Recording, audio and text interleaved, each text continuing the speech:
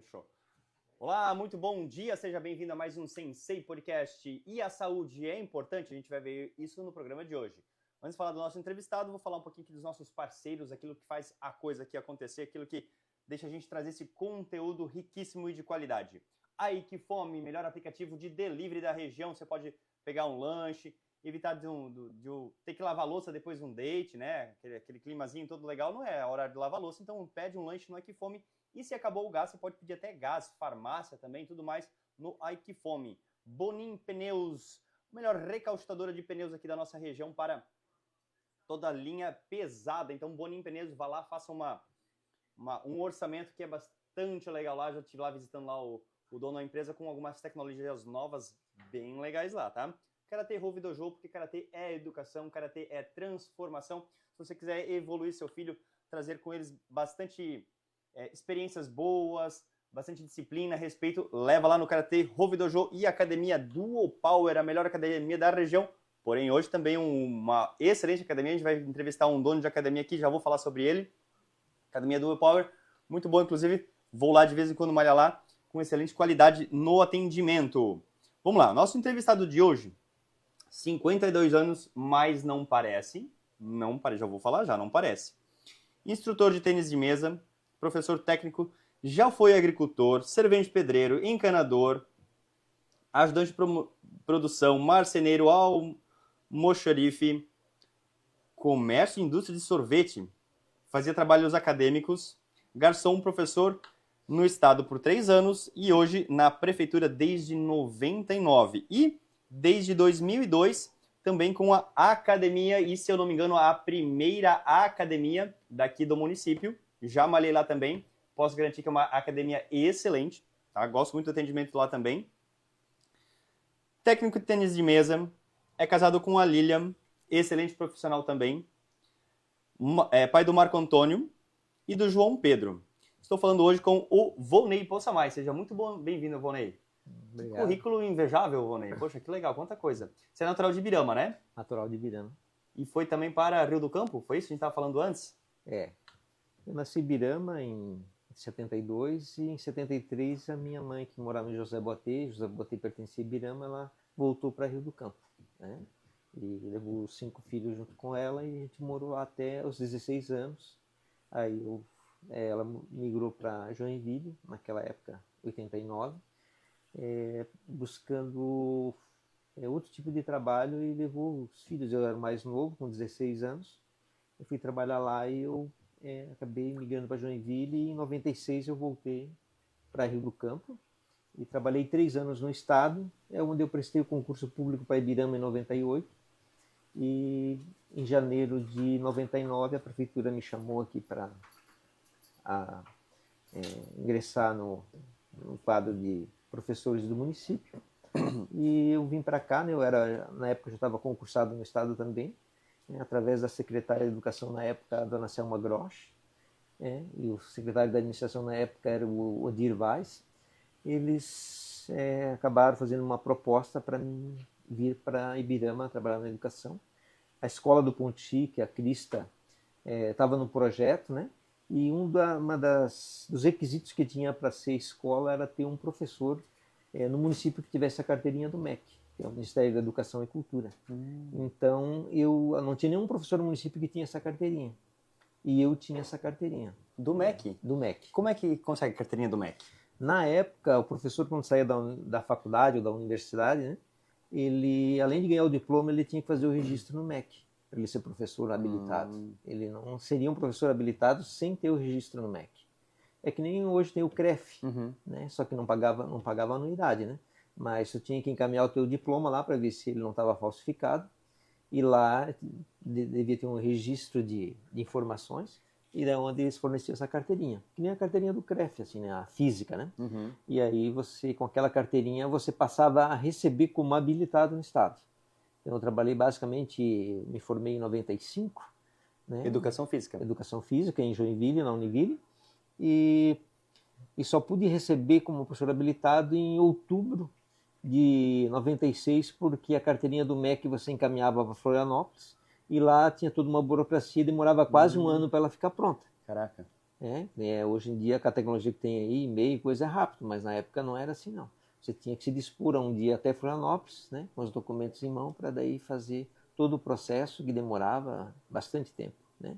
E depois, eu não sei por que não se exige mais essa carteirinha, né? De 99 para cá, 98, eu vejo que não é exigido mais. Eu também não sei o porquê. Mas na época daí você tinha, eles te chamaram para poder abrir o Crista?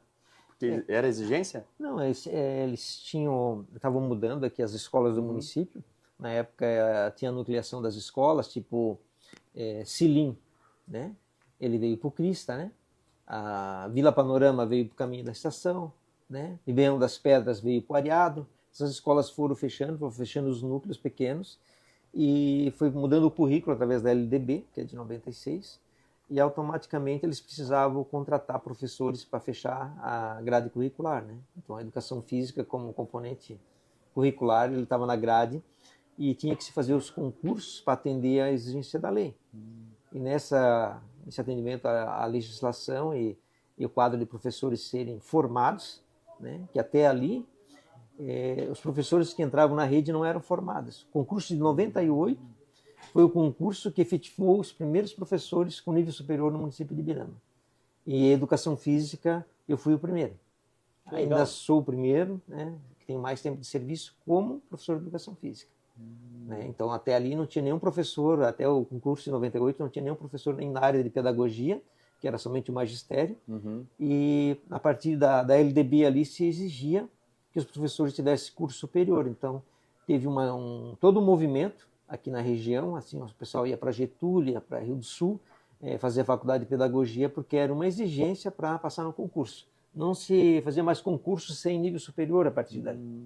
Então, o pessoal que queria atuar no magistério, ele teve que ir para a faculdade estudar para exercer a profissão de professor. Que até ali o curso de licenciatura era o magistério a nível de ensino médio.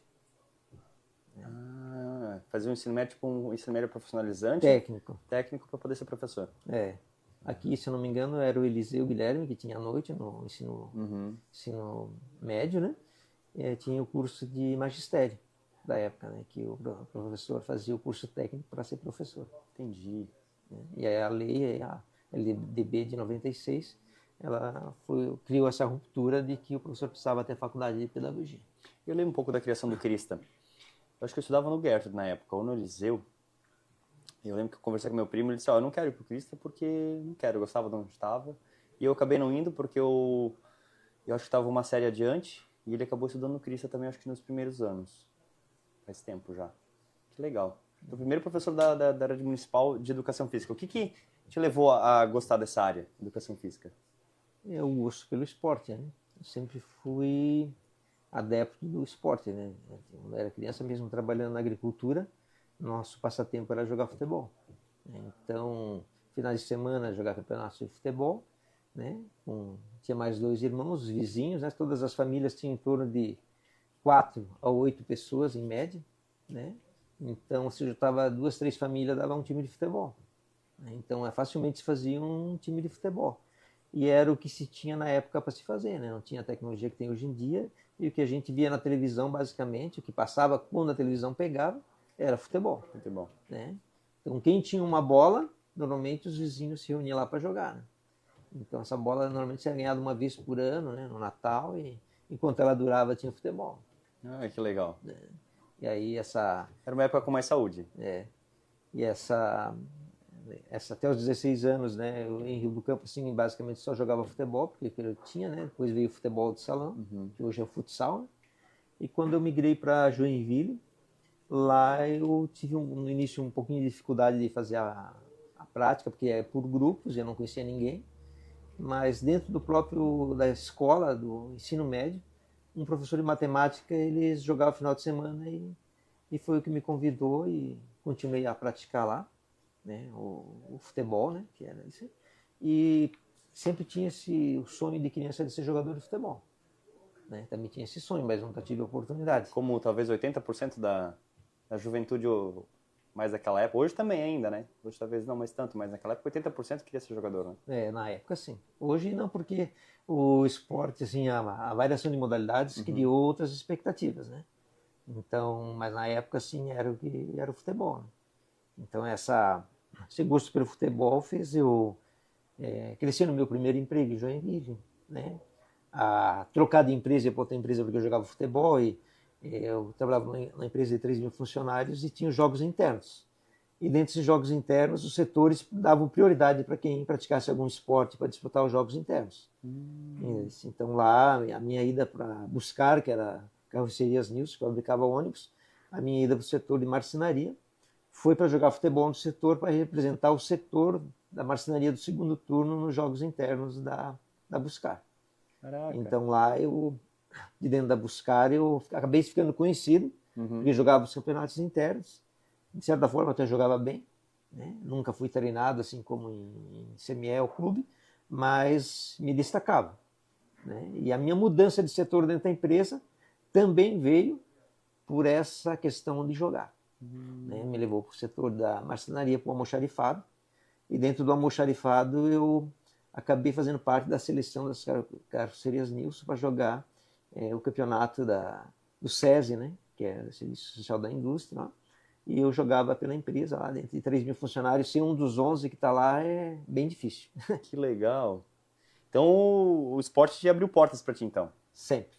Sempre abriu portas e fez a minha ascensão de setores, abriu portas de empresas, né?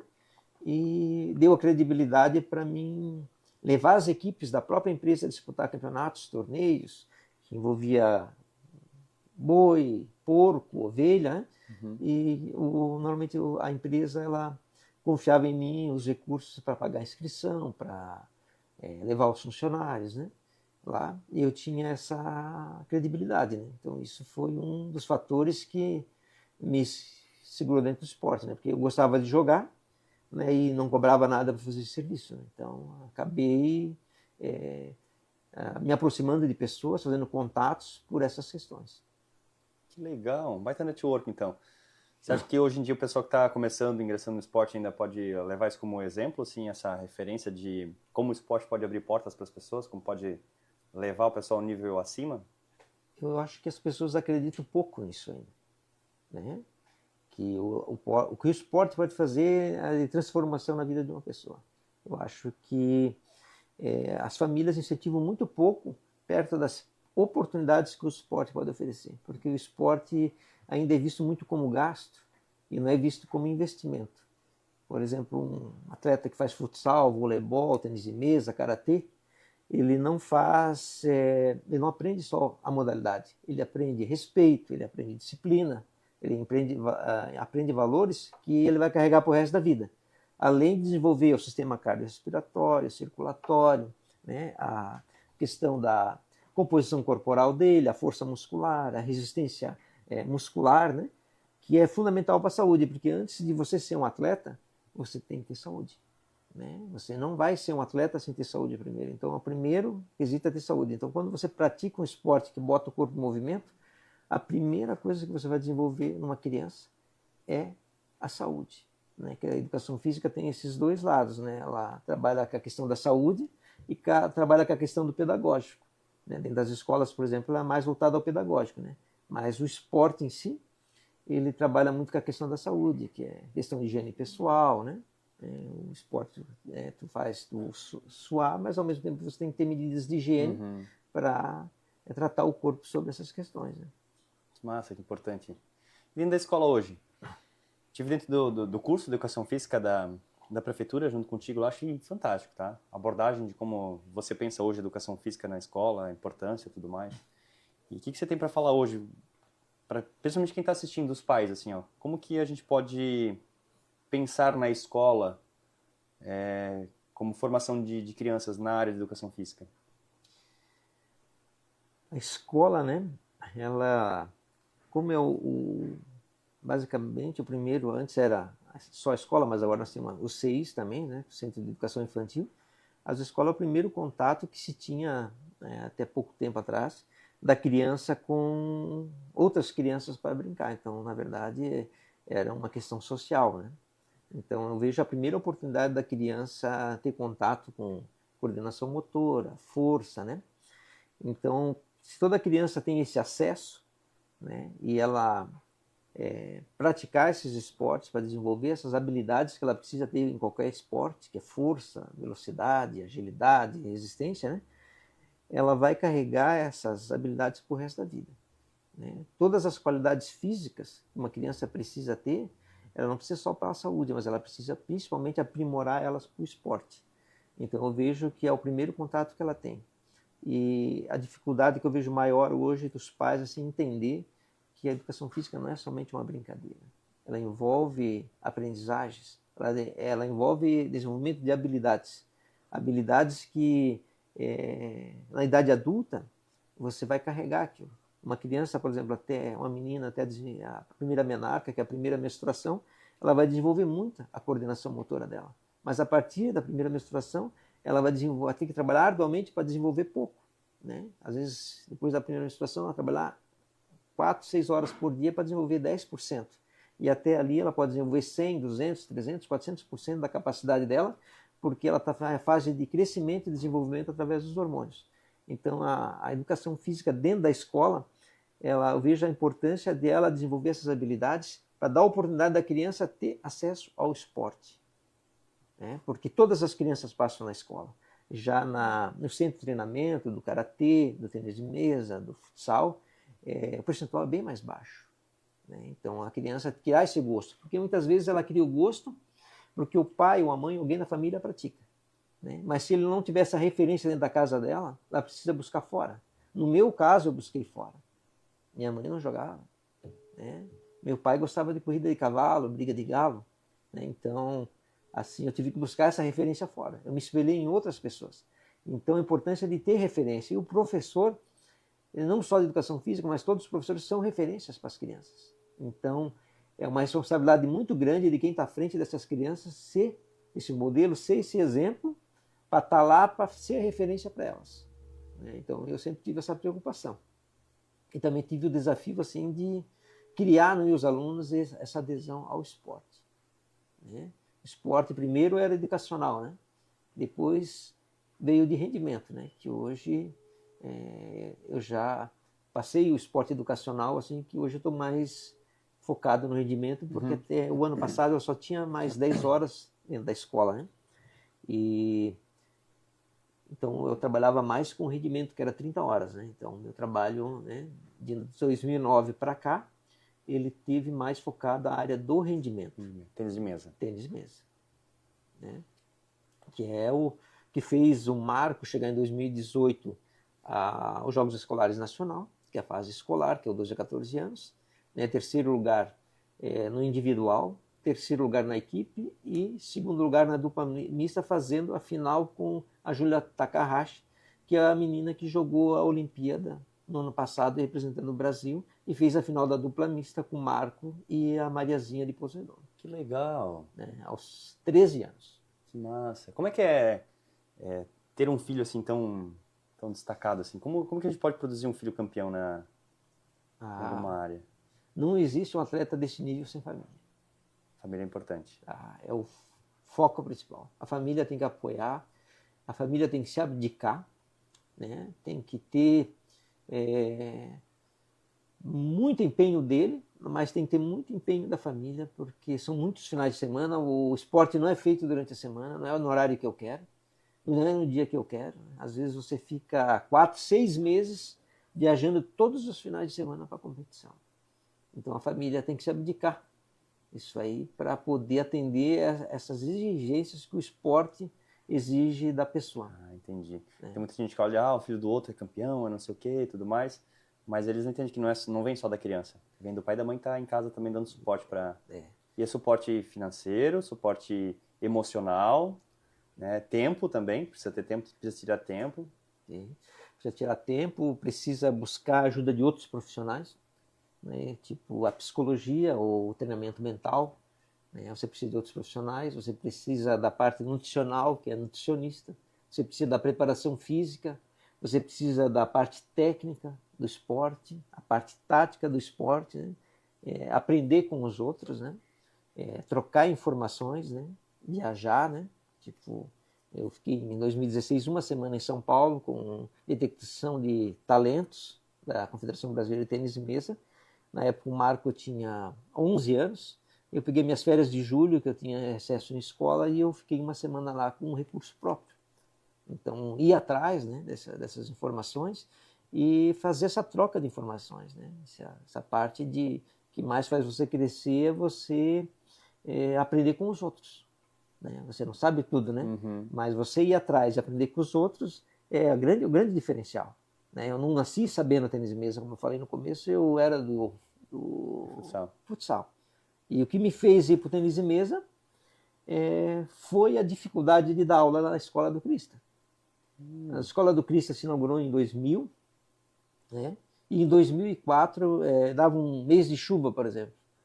Nós não tínhamos ginásio. E eu tinha 2 mesas no pátio, que não tinha rede, que não tinha bolinha, que não tinha raquete.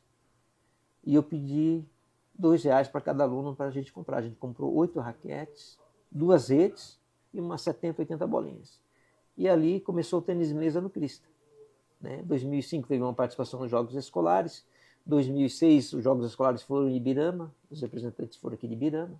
Legal. 2007 o tênis de mesa feminino ganhou a primeira medalha importante em Ituporanga nos Jogos Escolares na fase estadual, 3º lugar.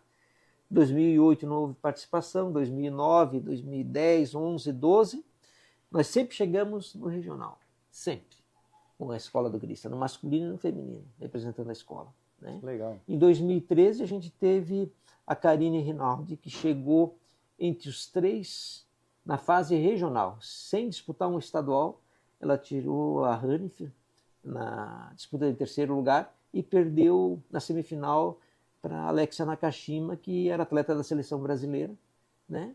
E a Karine teve esse resultado histórico, que foi um 3º lugar no regional aqui na cidade de Rodeio. Né? Aí 2014, 15 não tivemos os mesmos resultados, mas chegamos muito próximos assim, de estar de novo no pódio. E em 2016 eu fui disputar o primeiro estadual com o Marco e a Natália. E no primeiro estadual veio 2 medalhas de 3º. Que legal. Aí a gente viu que tinha um trabalho aqui que era só de escola, mas que estava a nível estadual. Bem sólido já. Eu não tinha noção que o trabalho era a nível estadual. Eu tinha noção que dava para chegar nos Jogos Escolares. Porque como eu só trabalhava dentro de escola, eu não tinha noção do que era um estadual. E aí fui a Rio do Sul, aprender, o professor de lá, o Giba, era muito mais tempo no tênis de mesa. Levei o Marco fazer aula lá também. Né? E criamos essa parceria. Daí ele me convidou, né? Por que tu não vai para o estadual, né? E fomos. E daí o Marco aquele ano ficou entre os 4 primeiros vão disputar o Brasileiro de Seleções. Né? E o Marco ficou em 3º. Então o Marco era um dos 3 melhores do estado, na categoria dele, que era sub-11. E em 2016 o brasileiro foi em Chapecó, também foi Santa Catarina, era perto, e era fácil de ir. Eu fui com o meu carro, né, com as minhas despesas pagas por mim, e perdeu a final de equipes de seleções para São Paulo. Né? Então ali é que eu comecei a ver o mundo como era grande. O Hugo Calderano, na época, era 2016, a Olimpíada foi no Brasil, era atleta que jogou a Olimpíada, estava lá, e foi o primeiro contato que a gente teve com o atleta olímpico, o Kazuo Matsumoto e outros, né, que estavam lá. E aí eu comecei a ver que a gente tinha potencial para ir mais longe. Que legal. Né, de chegar. Em 2017, nos Jogos Escolares, que meu sonho do tênis de mesa era chegar numa fase estadual do tênis de mesa. Em 2017 nós chegamos perto, o Marco ficou entre os 6, né, na fase estadual. Em 2018 ele perdeu a final e foi para o Brasileiro. Né?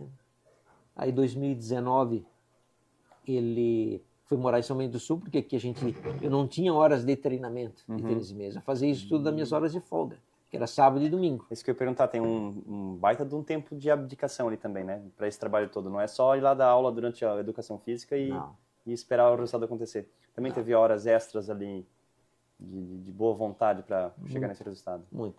Então ele chegou ali, né? Em 2018 nasceu meu filho mais novo, o João, e eu peguei minha licença prêmio. Minha mulher ganhou, ele nasceu em janeiro. Em fevereiro eu trabalhei, março, abril e maio eu peguei minha licença prêmio. e eu me dediquei todas as tardes a treinar ele para chegar, porque eu sabia que eu tinha chance de chegar no brasileiro. E perdemos a final do estadual de 3-2, classificamos para o brasileiro, né? Eu não pude ir como técnico porque só vai o técnico que foi campeão naquele ano. Né? Mesmo assim, ele conseguiu a medalha individual na equipe e na dupla mista, que eram as 3 possíveis, né? Com 13 anos. Legal.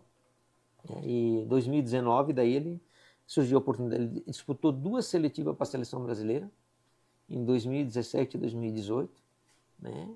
Passou em primeiro no grupo, aí perdeu na fase de mata-mata, né? Mas chegou próximo e está ali. Em 2019 ele também estava ranqueado entre os 4 primeiros do ranking nacional, ele poderia ter ido disputar o latino-americano na República Dominicana, só que era uma vaga paga, né? E aí a gente optou em não ter esse gasto, né? Que na época, assim, uns 10 mil reais que ele teria aqui, né? A gente optou dele não ir, mas senão ele teria ido representar o Brasil naquela época. Ele estava entre os 4 primeiros. É bastante gasto. Bastante. Todo esporte eu acho que é bastante gasto quando começa a se destacar, né? É bastante... o gasto, né? Poderia ser até chamado de investimento. Né? Mas, assim, hoje, assim, a maneira como o esporte ele é visto no Brasil, a gente poderia dizer que é gasto. Porque nós não temos uma política do país, por exemplo, voltada ao esporte, ao desenvolvimento do esporte. Né? O esporte que dá resultado é o esporte de rendimento, que eu digo assim. O esporte social ele é importante, mas o que forma uma pessoa a criar desafios e vencer na vida é o rendimento. Né? Temos que ter o esporte social. A dificuldade é mais alta, né? A dificuldade é mais alta, o investimento é mais alto, mas ele ainda o Brasil, assim, de modo geral, não vê bem. Tipo assim, o ano passado, vamos dizer assim, o Brasil investiu em bolsa para todos os atletas em torno de 155 milhões. Né? E se tu pegar uma lei Rouanet, por exemplo, é 20 bilhões. Entendeu? Mas quantos milhões de atletas, esses 155 milhões não foi para 10 milhões de atletas? Uma pessoa mais selecionada. Mais selecionado. Mas se tu pegar assim, quantas pessoas poderiam ser atendido com 1 bilhão? Né? E teria esse dinheiro vendo em outras áreas que tem. Então se investe muito pouco na base. E essa base está dentro da escola. Né? Que esse dinheiro fortaleceria o quê? O cara continuar treinando, se tivesse mais bolsa. O governo do estado de Santa Catarina fez lançou no final do ano essa Bolsa Atleta Estadual, que justamente contemplou basicamente muita gente aqui no estado de Santa Catarina. Santa Catarina, com esse investimento, a tendência, ele já é um destaque a nível nacional. Né? Entre os 3 primeiros estados, maiores resultados. Normalmente está ali, São Paulo em primeiro, Santa Catarina e Paraná disputam o segundo. Né? Karatê também é... Santa Catarina é um dos melhores estados que tem. Sempre ali beirando São Paulo. Com esse investimento do governo do estado, eu acredito que Santa Catarina vai dar mais um salto. Porque ele está beneficiando muitos jovens que estão aí no esporte que necessitam dessa bolsa para se manter. Como você falou antes, é gasto. Né? Eu vejo o estado fazendo esse investimento. E os municípios também têm que criar essa visão que isso é investimento. Que é melhor investir nisso do que investir em segurança, por exemplo. Até porque um atleta hoje, se ele se destaca, ele consegue, ele não vai viver talvez a vida inteira como um atleta, mas mesmo assim nessa fase de transição onde ele está recebendo ali, ele vai trazer muito exemplo para a sociedade, vai inspirar muita gente a produzir mais e melhor, e provavelmente quando ele voltar a entrar no mercado de trabalho, se ele voltar para uma outra área que não seja o esporte, ele vai voltar muito mais preparado. Voltar com uma bagagem emocional muito mais forte, porque ele sabe que ele tem condições de fazer tudo que ele quiser fazer, ele consegue. Ele vai ter uma habilidade física, talvez, se o emprego precisar de alguma habilidade física, ele vai ter também uma condição física muito melhor. E social também, né? Ele vai conseguir lidar melhor com as pessoas que estão ao redor dele trabalhando do que se ele não tivesse essa vivência toda do esporte. Acho que uma das grandes coisas que o esporte propicia é que eu vou destacar mais o Marco e a Ana Lu, porque são os meus atletas que mais tiveram destaque, né? Então, em 2019, a Ana Lu tinha 12 anos. Né? A Ana Lu viajou comigo para São Paulo. A primeira viagem aérea que ela fez na vida dela foi comigo. Né? Andou de metrô em São Paulo comigo. O Marco já tinha tido essa experiência. Né? Mas a família nunca proporcionou isso para ela. Né? Então foi uma vivência que ela teve. Em 2020, com a pandemia ali, ela meio que parou. Eu fui atrás dela, busquei ela de volta. Em 2021, ela foi campeã brasileira em equipe, no escolar, vice-campeã individual.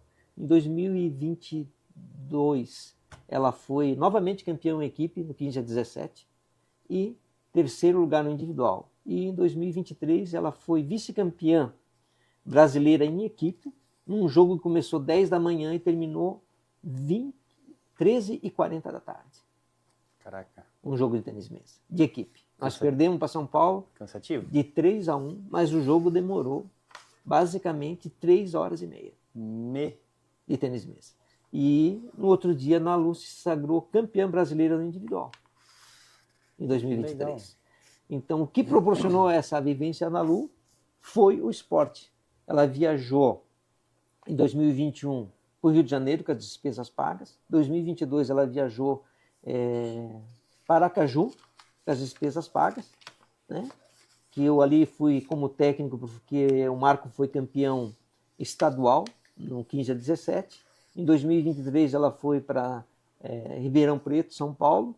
Eu fui como técnico porque a Ana Lu foi campeã estadual no 15 a 17.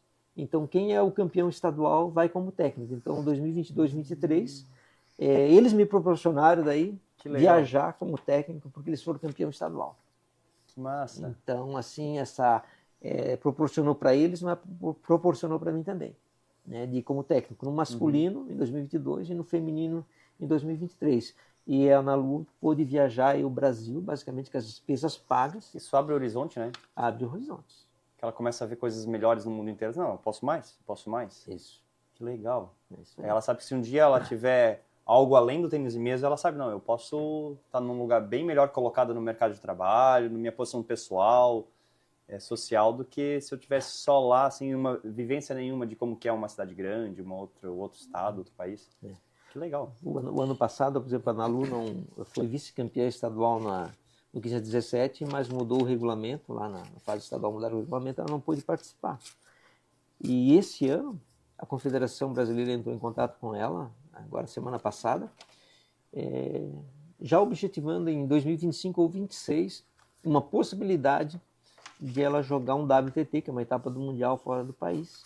Entendeu? Para quem estava aqui em Ibirama, uma cidade que não tinha tradição em tênis de mesa, você ser sondado para representar o Brasil é muita honra.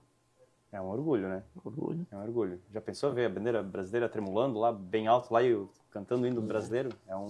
Então, ela está muito perto aí de conseguir um destaque internacional, representando o município de Ibirama, né? Treinando sempre em Ibirama, né? Aqui com o nosso grupo, né? E conseguimos formar lá quem começou com R$2 de cada aluno com tênis de mesa ou ping-pong, chegar nesse nível. Que massa.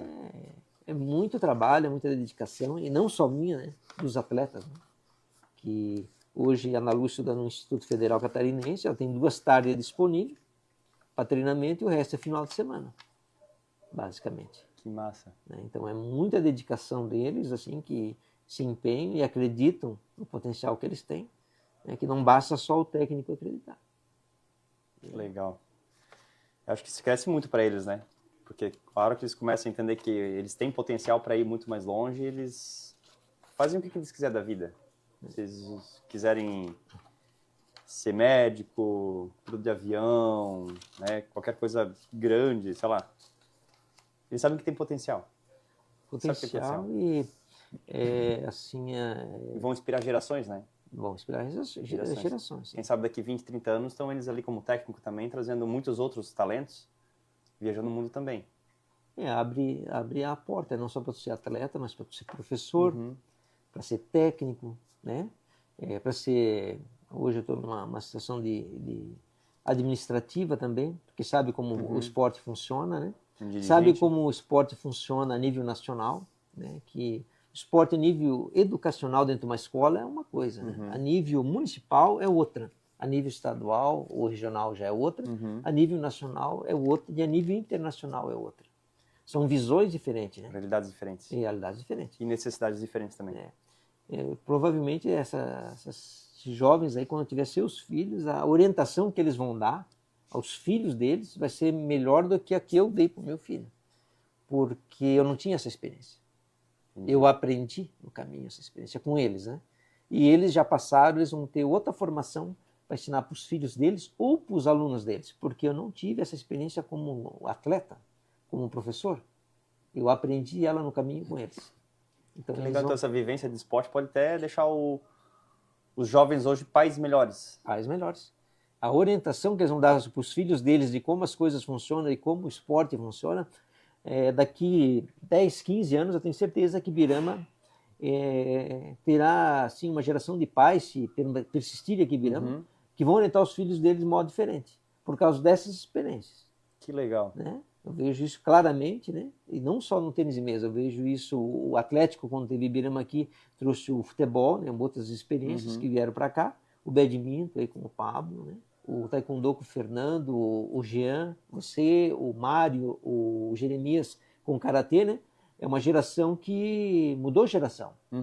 Entendeu? Vocês estão formando os futuros substitutos de vocês aí, os senseis, né? Massa. Nas áreas de vocês. E no tênis de mesa vai ser a mesma coisa, só que todos esses esportes formam pais e mães. Que legal pensar desse jeito.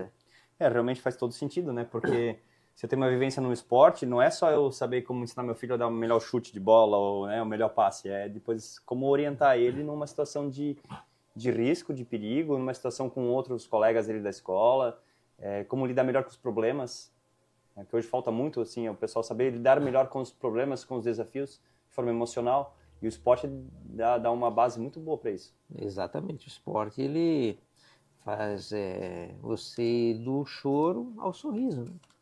Ele vai ter os dois lados. Né? Quem quiser só sorriso no esporte, infelizmente, não vai ter, porque a aprendizagem vem dos dois lados. Né? Assim como tem sol, tem chuva, né? Tem momentos de alegria e momentos de tristeza. Vai saber lidar muito melhor com as frustrações. Exatamente. Que tem, no esporte tem.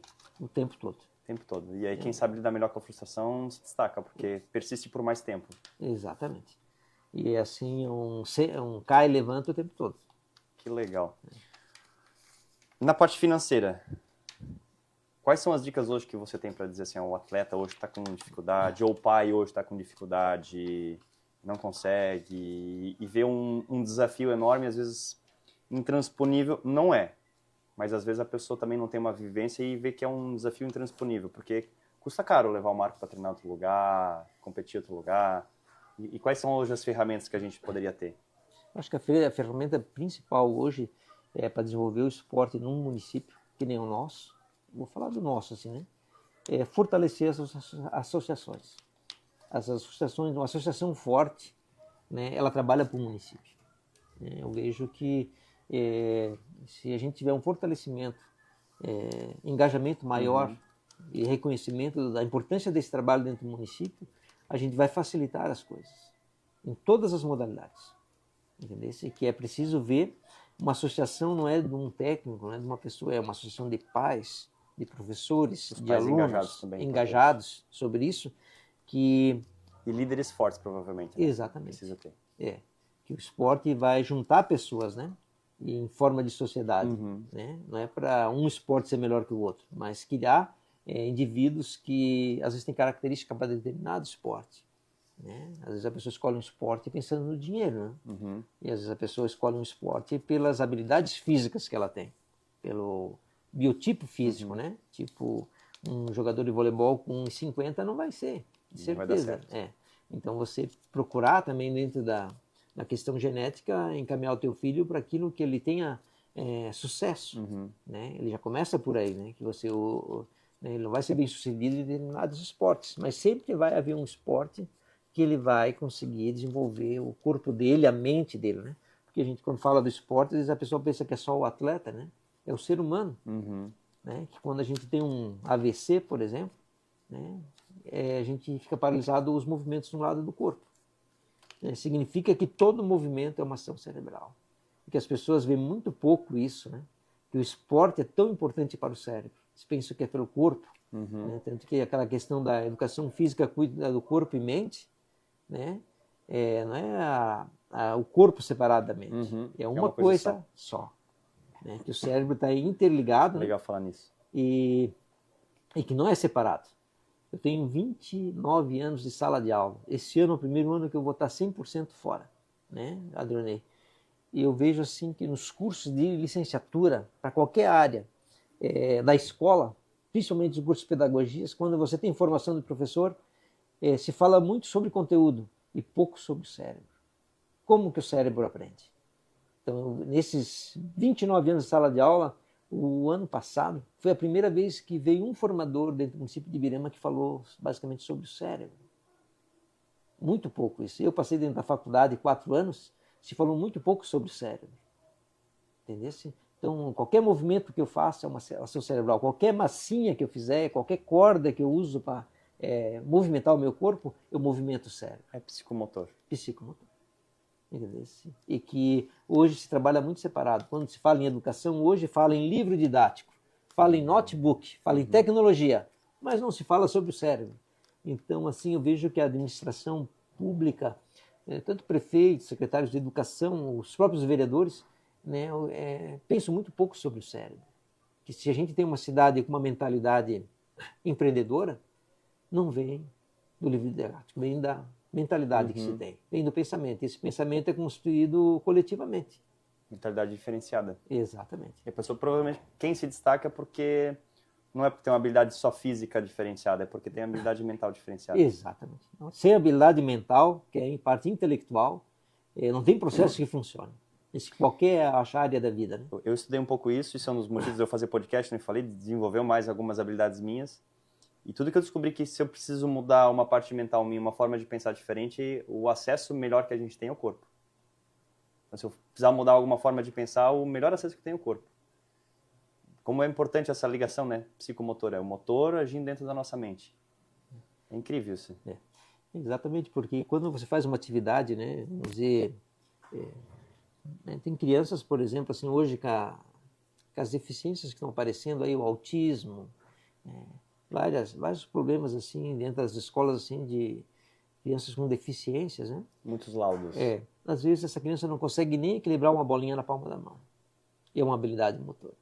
Né? Então, é através do corpo que vai acontecer o desenvolvimento do cérebro. Entendeu?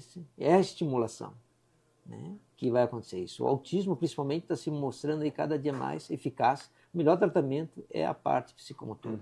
É circuito motor, é desenvolvimento de habilidades com o corpo. Esse corpo, ele tem deficiências. Como que eu faço ele prosperar? Movimentando. Porque a educação física é movimento. Ela não é esporte, como uma grande parte da população imagina. A educação física é um movimento que se faz no karatê, é o movimento que faz no badminton, é o movimento que faz no futebol, é o movimento que se faz no voleibol, né? É o movimento de correr na rua. O corpo está em movimento. Né? Se você quer um resultado, mexa-se. Né? Acho que é a melhor expressão que define a educação física, movimente-se. Né? Tem uma expressão aí que eu esqueci o nome do autor, mas ele diz assim, ó, que uma enxada, qualquer ferramenta que você deixar no tempo, sol e chuva, ela vai enferrujar. Mas se você movimentar ela todos os dias... Capinar não enferruja tanto. A rotina, botar ela em movimento, ela está sempre limpinha, brilhando. E assim é a saúde do nosso corpo. Ah, que legal. Bastante importante isso. Que top, Vonei. Vonei, vou deixar aqui também uma lembrancinha para ti, que é o tsuru, que é uma ave japonesa. Ela representa boas energias, tá?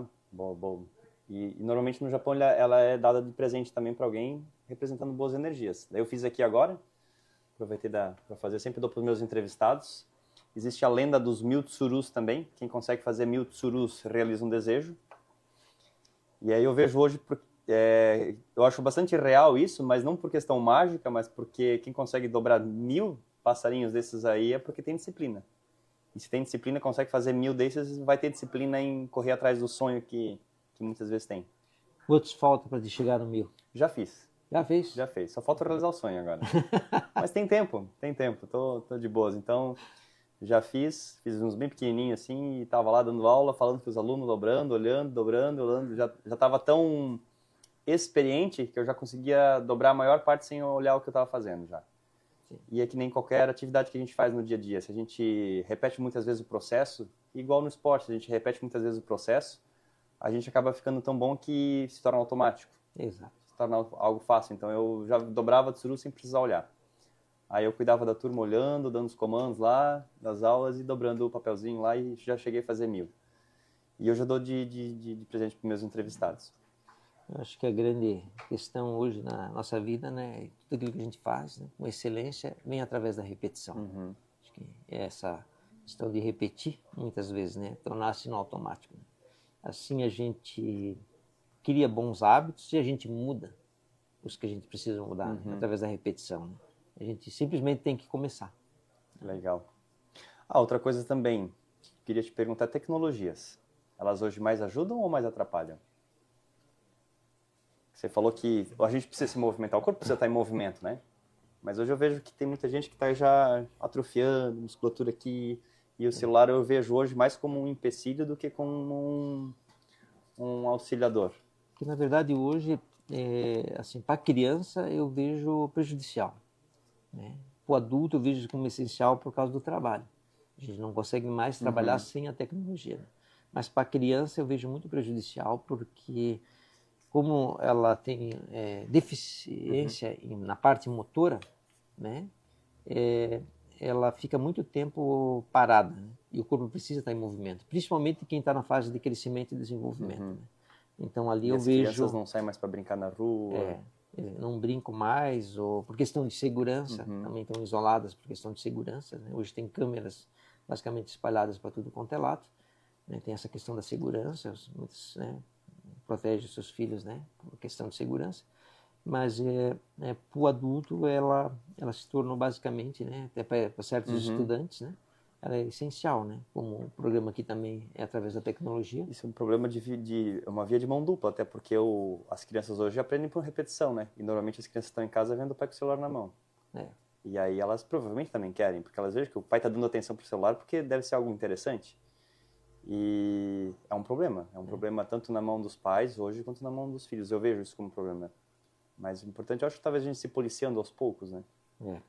E a saúde hoje, quando a gente fala em saúde, que é também um dos nossos problemas assim, ó, é que o corpo precisa estar em movimento.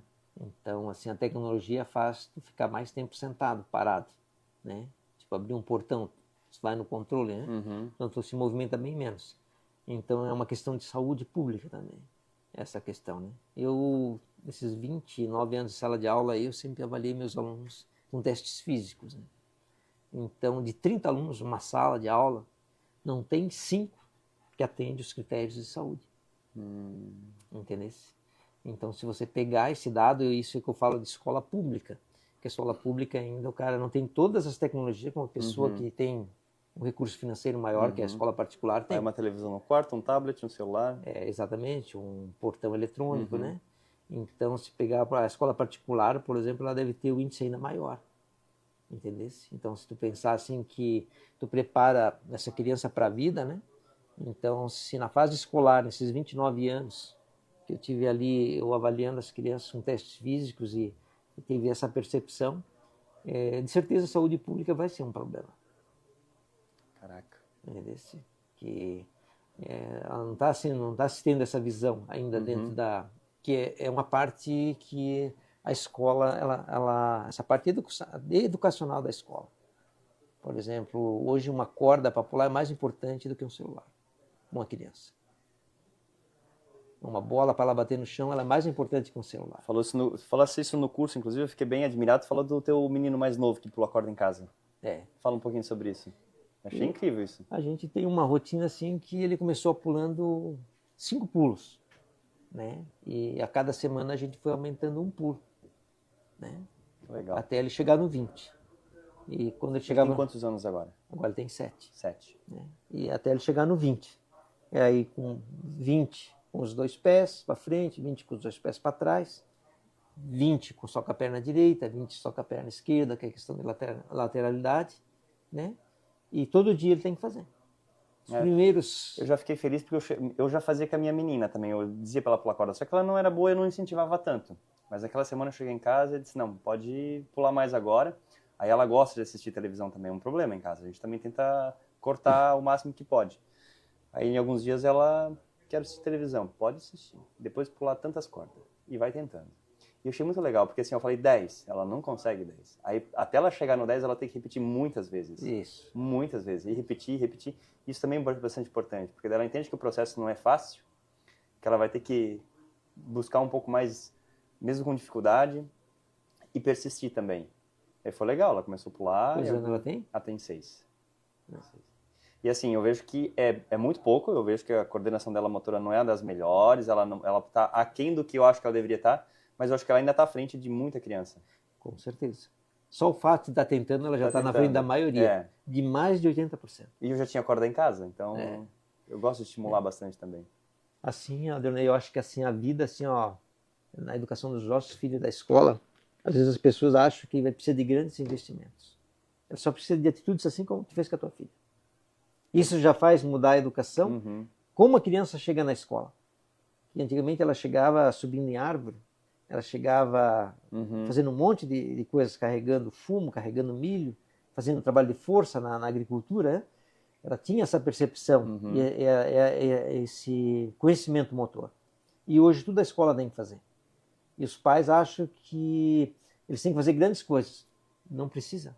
É de pequenas coisas assim, ó, 5 minutos todo dia, pula 10 pulos, vai aumentando um pulo por semana, chega no 20, mas faz você repetir diariamente. Assim como escovar dente, 5 minutos todo dia faz a diferença. Entendeu? É disciplina, né? Todo dia um pouquinho. Que na saúde, pular a corda 5 minutos todo dia faz diferença. Escovar o dente faz a diferença. Comer todo dia uma verdura faz diferença. Que aplicar essas coisas, pequenas coisas na vida, dá mais resultados do que grandes investimentos, que uma TV de 2, 3 mil reais, que a criança ela precisa desenvolver o corpo dela.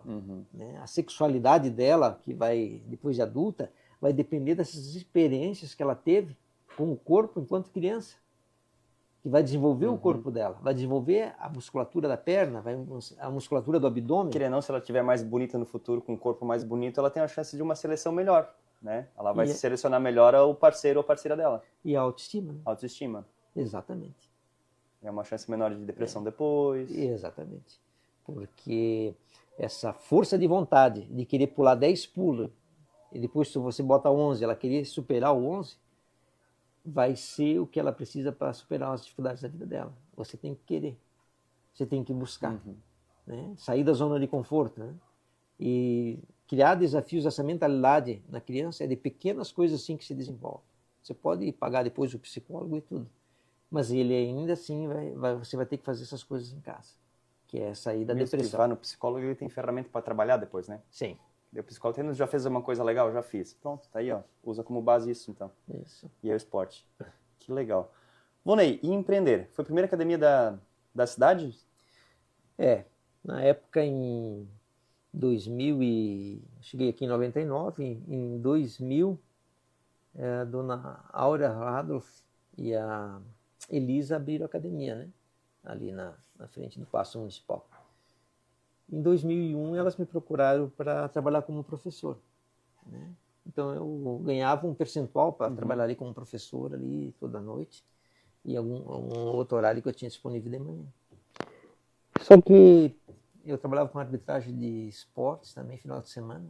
Eu ganhava mais como arbitragem de esportes do que trabalhando ali várias noites. Eu trabalhava um dia só no final de semana. E aí, na época, a academia era vista assim para pessoas que eram gordas, que queriam perder peso. Não era vista da questão da saúde, mas da estética. A academia, tu é magro, por que tu vai lá? Né? Mais ou menos assim que se tinha, né? E eu já tinha esse sonho, em 96 eu já tinha feito um orçamento para fazer uma academia. Mas não em Ibirama, lá em Rio do Campo. Fiz todo um orçamento, fui conhecer a fábrica em Joinville, né? A Mega Training. E era a mesma que a dona Áurea tinha implantado os equipamentos aqui em 2000, mas eu já conhecia o equipamento em 96. O Júlio, que era o engenheiro que fazia essa parte, era bem rústico a produção dele, basicamente, era assim, bem simples, né? E aí a dona Áurea vendo assim a dificuldade de manter aluno no inverno, final de ano, né? A rotatividade de alunos, ainda tem que pagar o professor, eu ganhava pouco, mas para ela era bastante. Ela me ofereceu uma academia, né? E eu tinha acabado de construir a minha casa, não era hora, mas eu também, assim, no município, assim, o plano de carreira que se aprovou em 2001, eu cheguei aqui em 99, era muito ruim para os professores do município. E ela me fez essa proposta e eu conversei com a minha mulher e a gente resolveu, como é que se diz, começar. A gente não pensou muito não tinha essa ideia de gestão, de como funcionavam as coisas, né? E começamos a trabalhar e em 1º de abril de 2002 eu assumi essa academia. Então agora, dia 1º de abril, vai fazer 23 anos. Que legal. Né? E aí começamos a empreender, vimos que pagar aluguel, todas as contas era difícil, mas precisava me manter em 2 lugares trabalhando. A gente resolveu construir ele no Taquaras. Né? Então, desde 1º de setembro de 2022, ela está ali no Taquaras. Vai fazer também esse ano 23 anos. Né? Aqui em abril a gente faz os 23 anos por ter assumido a parte administrativa e a nossa sede hoje, em setembro, também faz 23 anos. Aí a gente resolveu empreender, que minha dedicação assim na educação física não foi somente para as escolas. Eu sempre eu acompanhava essa questão de saúde. Então, essas avaliações físicas que eu te falei ali antes, que eu fazia nas escolas, eu fiz durante mais ou menos 30 e poucos anos, porque eu aprendi dentro da faculdade, né, e levei para dentro das escolas, aplicava dentro das escolas. Né? Dobra cutânea, todas essas coisas? Dobras cutâneas. As dobras cutâneas nos últimos anos eu não fiz mais. Porque hoje, com a experiência que eu tenho, eu consigo olhando. Consigo fazer muitas coisas. Hoje eu não preciso mais avaliar que nem eu precisava. Assim. Hoje eu consigo, olhando para as crianças, mais ou menos, eu consigo acertar 70%, 80% do que eu preciso. Já é o índice, para mim, aceitável. Né? Eu vou conseguir... Eu não perco aquele tempo fazendo avaliação, eu perco aquele tempo fazendo trabalho para ele se desenvolver. Hoje, com o meu olhar, eu consigo fazer isso. Né? Então, a academia, assim, eu já tinha essa preocupação. Na época, se falava muito do obeso. Né? A academia seria para obeso. Hoje, a gente vê que não é. Muito para a saúde. É muito para a saúde, né? A pessoa precisa força para a saúde, resistência muscular para a saúde, sistema cardiorrespiratório para a saúde. Né? E o dia a dia, né? Se não fizer um exercício, daqui a pouco não amarra mais nem o tênis. A flexibilidade. A flexibilidade, né? Que ainda assim hoje, eu acho que a primeira lei do treinamento esportivo, do treinamento para a saúde, é a flexibilidade. O karatê tem muito isso, as artes marciais têm muito isso. Eu acho que ainda assim a questão da flexibilidade ainda conhecemos muito pouco da importância que ela tem, a flexibilidade. Eu considero a primeira lei do treinamento esportivo, a prioridade é a flexibilidade, em qualquer esporte. Claro que tem esportes tipo a ginástica que exigem muito mais. Muito mais. Mas em todos eles, o pilar essencial é o alongamento e a flexibilidade. Tem alguns esportes que não precisam alongar. Né? Deixou o músculo mais bem preparado. Exato. Evita lesão e tudo mais. Exato. Solta a articulação para fazer os movimentos. Que nem o Guga parou de jogar tênis com uma lesão de quadril. Talvez o treinamento não preparou ele para aquilo. Houve um desgaste.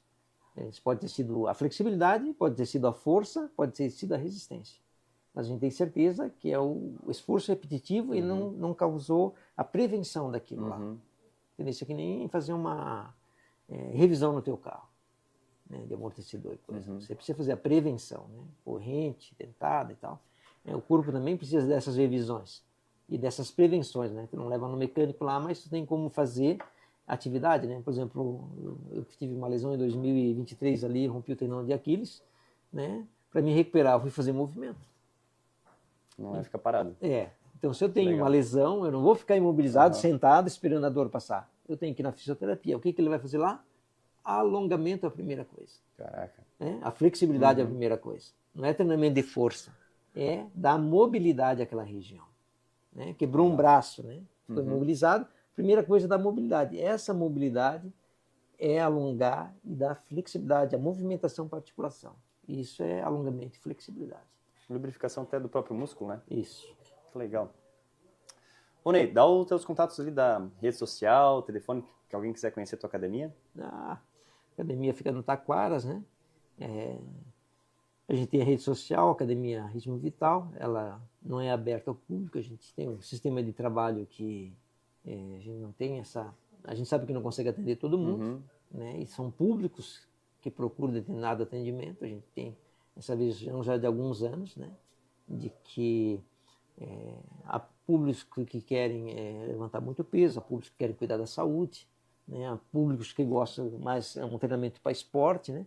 Então a gente tem mais voltado à saúde e à questão de esportes, né? Assim, a gente volta assim, um determinado público que está aí no mercado, né?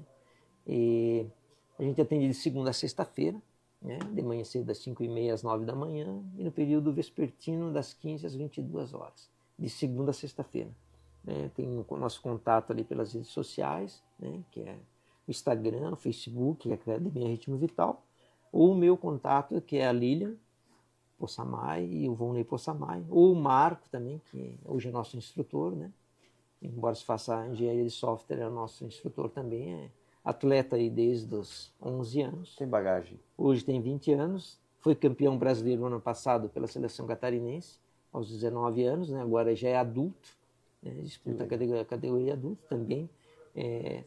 Passou por um treinamento de 9 anos aí, né? E pouquíssimas lesões. Tá fazendo um trabalho bem legal lá na CEMET. Né? Desde quando cumprimento ele lá, tá bem... E, inclusive agora é professor lá, me substitui nesse momento ali até, né? Daí, como é que se diz? Criando as experiências para a vida. Né? Com certeza é um desafio que ele vai saber lidar com as pessoas, que hoje eu acho que é uma coisa que todo mundo tem que aprender a lidar. Né? Acho que ele vai crescer muito com isso. Não sei se ele vai formar tantos atletas ou mais ou menos do que eu, não é esse o foco, mas eu acho que ele vai criar experiências. Ele vai crescer muito com isso. Exatamente. Você ensinar outras pessoas é um outro desafio. E você entrar na mente da outra pessoa para ela compreender o que você deseja que ela faça é diferente do que você fazer. É você entender como ela vê, como ela entende aquilo que você transmite a ela. Né? Isso vai fazer o crescimento dele. Show. Volney, antes de fazer a última pergunta, quero te falar um pouquinho mais desse projeto aqui também, que é o projeto Sabão Caseiro. Não sei se você já conhece. É um projeto que eu fiz com os meus alunos quando eles não tinham o que fazer na pandemia e quando eles também não tinham recursos financeiros para poder competir. A gente ficou sem alguns aportes também na época da pandemia e daí a gente pensou em empreender. E eu comecei a fazer com os meus alunos sabão caseiro para eles poderem revender. Aí eu peguei óleo de cozinha usado, peguei uns produtos lá e comecei a fazer com a receitinha lá da minha sogra. E eles vendem. E eu ensinei para os meus alunos também a habilidade de vender, que eu acho que é uma habilidade bastante importante para todas as áreas, vender. Se a gente não vende um produto, a gente não vende um serviço, a gente vende a gente, né? Nossa imagem, nossa ideia. E aí, com meu filho, há uns 2 anos atrás, eu saí para vender doce na rua, fizemos R$6.000 em 2 meses, para poder ir para o Campeonato Brasileiro, porque era um ano que não estava financeiramente confortável, mas naqueles 2 meses a gente fez R$6.000, isso é quase um salário normal, isso em tempo extra. E esse sabão aqui fica de presente, poder usar lá. Agradeço. Lavar louça, bem legal, tá aí, bem bacana o sabãozinho que tinha lá. Então, eu sempre dou para os meus entrevistados também de presente. Eu acredito que você ensinou mais do que vendas. Eu acredito que você ensinou ele a empreender. Eu gosto muito de pensar nisso com os meus alunos. Empreender. E muitas vezes você só precisa reutilizar que muitas pessoas descartam e ter essa visão, né, de empreender. Que dá para fazer muitas coisas, né? E que falta essa iniciativa assim, para os nossos jovens. De ver essa realidade. Isso aqui é conhecimento. Não é acúmulo de informações. E ter a atitude de empreender assim, eu acho que é que falta para... Sociedade no geral, né? Sociedade no geral. Principalmente a escola. Que você pode ensinar isso dentro de uma escola e aprender. O caminho da estação, a professora Rosane Simone também fazia sabão lá. Não sei se é a mesma receita. Não, acho que não sei. Não conheço a receita dela. Mas legal, que bom que ela fazia também. Volney, para a última pergunta então. Qual que é o legado que você espera que fique da tua pessoa para a posterioridade? Para daqui a uns 50 anos o pessoal vai lembrar do Volney, daqui a 100 anos o pessoal vai lembrar do Volney. Como que você espera que as pessoas lembrem de ti e do trabalho que você vem fazendo? Assim, esse desafio que eu aceitei esse ano, né? Eu decidi ali em dezembro, final de dezembro, né, para janeiro, né, não tinha essa perspectiva de estar onde eu estou hoje, não tinha essa ambição de estar ali. Então, assim, ó, o que me fez decidir em aceitar, né, foi a credibilidade que eu tenho na secretária de Educação, né?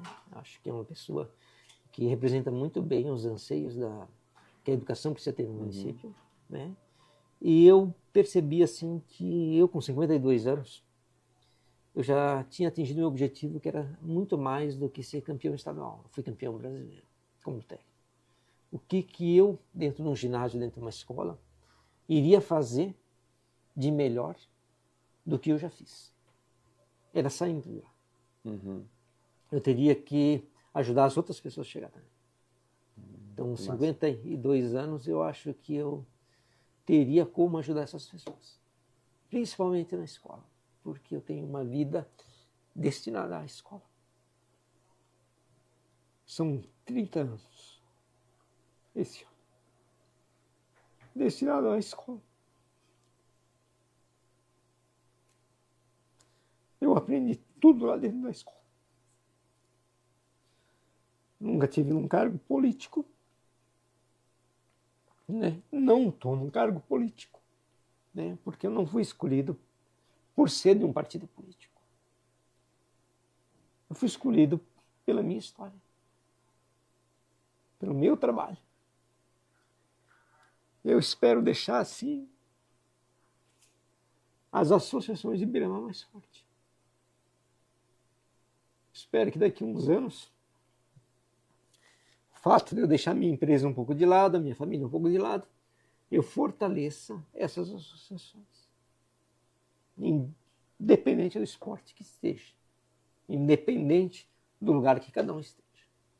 Que as associações saiam fortalecidas. E que daqui 20 anos, 5 anos, 10 anos, isso seja um motivo de orgulho para Ibirama. Que assim como tem a Sociedade do Selim, aí, com mais de 50 anos, aí do tiro, né, tem o bolão, nós já tivemos gente do tiro em Olimpíada, né, o badminton, o tênis de mesa, o voleibol, assim, que a gente tenha essas associações fortalecidas, que as escolas saiam fortalecidas no sentido do esporte, não só voltado no esporte educacional e à saúde, mas também ao esporte de rendimento. Assim como nós tivemos no ciclismo o Lucas de Borba, o Nathaniel, nós temos pessoas assim de referência em todos os esportes que a gente conseguir. E que as pessoas aqui entendam esse aspecto, que é a sociedade que vai mudar isso daí. Que o que eu vou fazer é simplesmente um pouquinho do que todo mundo tem que fazer. Eu não vou fazer tudo sozinho, nada sozinho. Assim como tu fez isso daqui, mostrou, é que pulando um pulo de corda todo dia, 2, aumentando, esse trabalho é buscando as pessoas para esse fim. E eu espero, assim, que o auxilie que as pessoas possam acreditar nisso. Que o parque aqui esteja lotado de pessoas praticando esportes, os mais variados possíveis, que estejam em atividade física. Isso vai contribuir com a saúde do município, menos pessoas nos postos para pegar remédio, para controle de pressão arterial, diabetes, entender? Que a gente tenha esse foco de mudança. E isso passa pela educação. Show. Que massa, Vonei. Vonei, parabéns. Obrigado por estar aqui, falando um pouquinho da tua vivência, tua história, do teu pensamento. Fico bastante agradecido. Tá? Já te admiro a longa data já, pelo teu conhecimento, já pelo tudo que já produziu. E se vemos muitas vezes ainda, ok? Obrigado. Pessoal, é isso aí. Espero que tenham gostado. Deixem um like. Deixem um comentário lá também o que vocês estão achando do trabalho aqui do podcast. Também do trabalho do Vonei, está agora lá na CME, ajudando a gente também a fazer um trabalho excelentíssimo lá. Fiquem com Deus e até mais.